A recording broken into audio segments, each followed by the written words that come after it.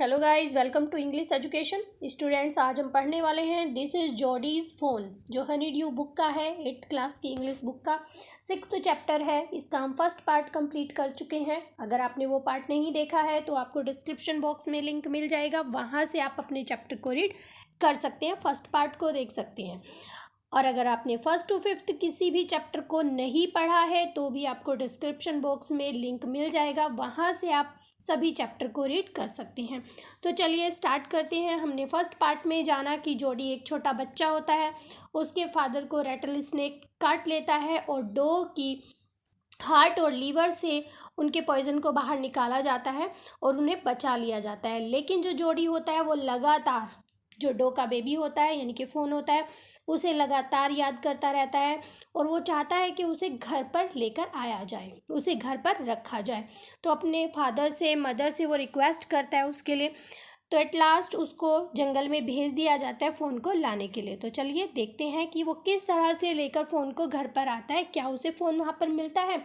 बहुत ही interesting story है और इमोशनल भी है। तो चलिए स्टार्ट करते हैं। Jody gave himself over to thoughts of the fawn. तो देखिए, जो जोडी होता है वो लगातार फ़ोन के बारे में सोचता रहता है, उसके दिमाग में उसके बारे में विचार चलते रहते हैं। दे पास्ड, दे का मतलब है यहाँ पर उसके साथ मिलविल भी गया था और जोडी, वो दोनों। तो दे पास्ड द एबेंडन क्लियरिंग, यानी कि उन्होंने एक बड़े से फील्ड को जो बिल्कुल साफ था उसे पार कर लिया। He said cut to the north Millwheel. अब जोडी कहता है कि मिलविल नॉर्थ की तरफ मुड़ जाओ। It was up there that pa got bitten by the snake and killed the doe and I saw the fawn. तो वो बताता है कि ये वही जगह है जहाँ पर पा को सांप ने काटा था और वहाँ पर पा ने डो को किल किया था और मैंने वहाँ पर फोन को देखा था। Suddenly Jody was unwilling to have Millwheel with him. अब अचानक से जोडी के मन में क्या विचार आता है, जोडी की इच्छा नहीं होती है, अनविलिंग मतलब इच्छा नहीं होना, तो जोडी की इच्छा नहीं होती कि मिलविल उसके साथ वहाँ पर जाए। If the fawn was dead और कुड नॉट बी फाउंड, वो क्या सोच रहा है कि अगर फ़ोन मर गया होगा या फिर वो उसे वहाँ पर नहीं मिलता है, he could not have his disappointment seen, तो वो नहीं चाहता है कि मिलविल उसकी डिसअपॉइंटमेंट को यानी कि उसे निराश होते हुए देखे। And if the fawn was there the meeting would be so lovely and so secret that he could not endure to share it. और वो दूसरी तरफ क्या चाहता है कि अगर फ़ोन वहाँ पर होगा, वो उसे मिल जाता है, तो वो नहीं चाहता कि उनकी जो मीटिंग है वो प्यारा सा क्षण वो बिल्कुल उसे सीक्रेट रखना चाहता है। वो चाहता है कि वो किसी के साथ इस लम्हे को शेयर ना करे। He said it is not far now, but he यहाँ पर जोडी को कहा जा रहा है। अब जोडी कहता है कि अब ज़्यादा दूर नहीं है, बट द स्क्रब, स्क्रब कहा गया है यहाँ पे झाड़ियों को, is very thick for a horse. और वो आगे कहता है कि ये वहाँ पर जो झाड़ियाँ हैं वो बहुत थिक हैं हॉर्स के लिए। हॉर्स के लिए का मतलब है कि हॉर्स वहाँ पर नहीं जा सकता है। I can make it on foot, वो कहता है कि आगे मैं पैदल ही चला जाऊँगा। But I am afraid to leave you boy, लेकिन मिलविल कहता है कि बॉय मैं तो डर रहा हूँ तुम्हें अकेले छोड़ते हुए।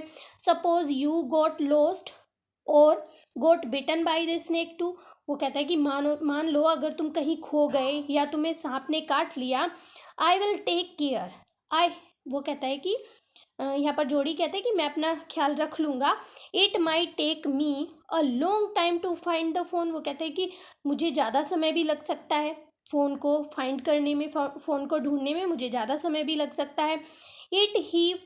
इफ़ ही वंडर्ड, मतलब वो वहाँ पर ना हुआ, वो कहीं इधर उधर चला गया होगा तो मुझे काफ़ी समय लग सकता है उसे ढूंढने में। Leave me off right here, वो कहता है कि तुम सही होगा कि तुम मुझे यहीं पर छोड़ दो। All right but you take it easy now. अब मिलविल कहता है कि ठीक है, लेकिन अब तुम बिल्कुल ईजी हो जाओ, यानी कि बिल्कुल आराम से जाओ। You know north here and east. तो यहाँ पर मिलविल उससे पूछता है कि क्या तुम्हें पता है कि नॉर्थ कहाँ है, ईस्ट कहाँ है। देयर एंड देयर, अब वो अपने हाथों से इशारा करके कहता है कि यहाँ पर है, यहाँ वहाँ पर है, वहाँ पर है। That tall pine makes me bearing so long. तो बियरिंग का मतलब है, यहाँ पर दिया भी गया है, act as compass and help to identify direction. तो वो कहते हैं कि ये जो पाइन ट्रीज हैं, ये जो लंबे लंबे पेड़ हैं, सो लॉन्ग, ये मुझे हेल्प करते हैं डायरेक्शन को आइडेंटिफाई करने में। सो लॉन्ग मिलविल, तो मिलविल भी कहता है कि हाँ बड़े लंबे पेड़ हैं। आई एम मोब्लाइड, यहाँ पर जोडी उससे कहता है कि मैं तुम्हारा बड़ा आभारी रहूँगा कि तुमने मुझे यहाँ पर छोड़ा, यहाँ तक तुम मुझे लेकर आए। He waited for the sound of the hooves to end. Hooves होता है हॉर्स के पैरों की साउंड को कहा जा रहा है। तो यहाँ पर जो जोड़ी होता है वो वेट करता है किसकी, कि जब तक हूव्स की जो साउंड आती रहती है तब तक वो देखता रहता है कि जो हॉर्स है और मिलविल है वहाँ से गए या फिर नहीं। Then cut to the right, जैसे ही वो साउंड आनी बंद हो जाती है तो वो राइट की तरफ मुड़ जाता है। द स्क्रब वॉज स्टिल, अब वहाँ पर झाड़ियाँ थी। Only his own crackling of twig sounded across the silence. यहाँ पर क्रैकलिंग ऑफ ट्विग का मतलब है जो पतली पतली वहाँ पर टहनियाँ पड़ी हुई थी, उनके ऊपर पैर पैर गिरने से जो साउंड आ रही थी। तो वहाँ पर बस क्या साउंड होती है, केवल जोड़ी के चलने की साउंड होती है, और उसके पैर के नीचे जो वो पतली पतली डंडियाँ आ रही थी उनके क्रैक होने की साउंड आती है, और सब जगह बिल्कुल साइलेंस थी।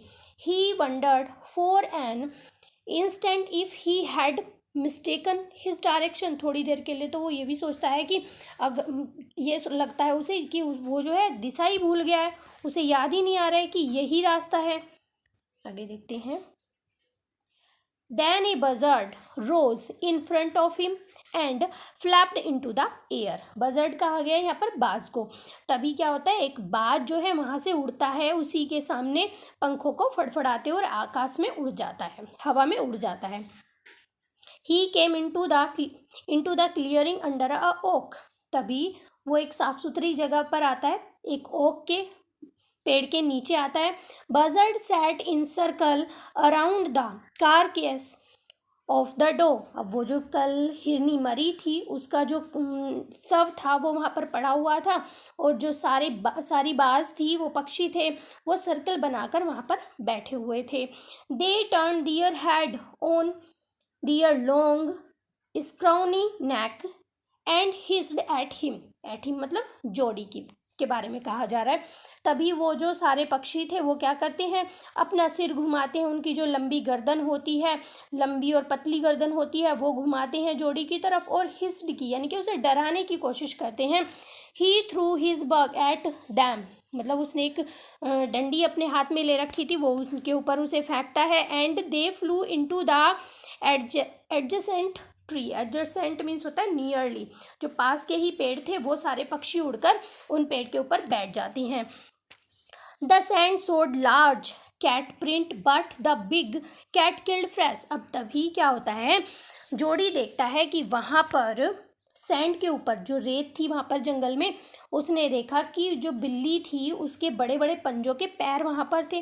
लेकिन वो तभी सोचता है कि ये जो बिग कैट्स होती हैं जैसे कि लिपार्ड, टाइगर, ये सब होते हैं, ये तो फ्रेश मांस को खाते हैं, यानी कि जो पड़ा हुआ या जो जानवर मरा हुआ होता है उसके मांस को नहीं खाते हैं।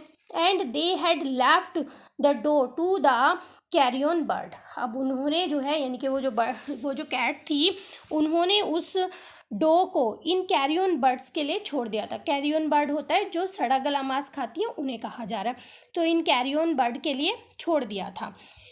ही parted the grass at the place where he had seen the fawn. अब जहाँ पर उसने उस फ़ोन को देखा था वहाँ से उस घास को वो साफ करता है। It did not seem impossible that it was only yesterday. मतलब अब ऐसा वहाँ पर हो गया था कि ये नहीं लग रहा था कि ये कल ही की बात है कि उसके पिता को सांप ने काटा था, और जो डॉ थी वो कल ही मरी थी, क्योंकि उसका शव जो है बिल्कुल गल चुका था और पक्षियों ने उसे बहुत कुछ खा लिया था। The fawn was not there, और जो फ़ोन था वो भी वहाँ पर नहीं था। ही सर्कल्ड द क्लियरिंग। अब उसने जो जगह क्लियर की थी वो उसे सर्कल करता है। There was no sound no sign. अब वहाँ पर बिल्कुल भी कोई आवाज़ नहीं हो रही थी, कोई निशान भी उसे नहीं मिल रहा था फ़ोन का कि वो उसे ढूंढ ले कहीं पर। द बजार्ड क्लैकर्ड दियर विंग, अब जो बजर्ड यानी कि जो बाज थे वो अपने पंखों को फड़फड़ा रहे थे। Impatient to return to their business, to their business का मतलब है अपने काम पर, यानी कि वो खाने के लिए वापस लौटना चाहते थे। He return to the spot where the fawn had emerged and dropped on all fours. All fours का मतलब है अपने हाथ, अपने घुटनों और हाथों के बल जो है वो नीचे झुक जाता है। कौन? जॉडी। जॉडी जो है उस जगह पर वापस आता है जहाँ पर उसने सर्कल बनाया था, जहाँ पे उसने फ़ोन को देखा था, वहाँ पर वो अपने हाथ और घुटनों के बल झुक जाता है। क्या करने के लिए? Studying the sand. अब सैंड को वो स्टडी कर रहा है, ध्यान से देखता है। For the small hoof, hoof होता है फ़ोन के जो छोटे छोटे खुर होते हैं उनको कहा गया है कि कहीं पे उसे उसके छोटे छोटे खुरों के निशान तो नहीं दिख रहे हैं। वो ये देखने के लिए अपने घुटनों और हाथ के बल नीचे झुक जाता है। The night's rain had washed away all tracks except those of cats and buzzard. अब जो रात में बारिश हुई थी, यानी कि अब मतलब इतने दुर्भाग्य की बात है, ये सब तो हो ही रहा था। अब जो लास्ट नाइट थी उसमें बारिश हुई थी और बारिश होने की वजह से जितने भी निशान थे, जो ट्रैक बने हुए थे, यानी कि उनके पैरों के निशान, फ़ोन के पैरों के निशान, ये सब धुल गए थे। बस क्या क्या निशान वहाँ पर दिखाई दे रहे थे? जो कैट थी, बजर्ड थी, उन्हीं के पैरों के निशान वहाँ पर दिखाई दे रहे थे। तो ये आपका सेकेंड पार्ट है। यहाँ पर कुछ क्वेश्चंस भी दिए गए हैं, सभी को पढ़ने के बाद आप क्वेश्चन करने की कोशिश करेंगे। अगर आपकी कोई क्वेरी है तो कमेंट सेक्शन में पूछेंगे। अगर वीडियो आपको अच्छी लगी है तो लाइक करेंगे, क्योंकि बहुत ही इंटरेस्टिंग पार्ट है थर्ड। जल्दी हम इसको अपलोड करेंगे, जल्दी अपने चैप्टर को क्लियर करेंगे। तो मिलते हैं अपने नेक्स्ट टॉपिक में, तब तक के लिए बाय बाय।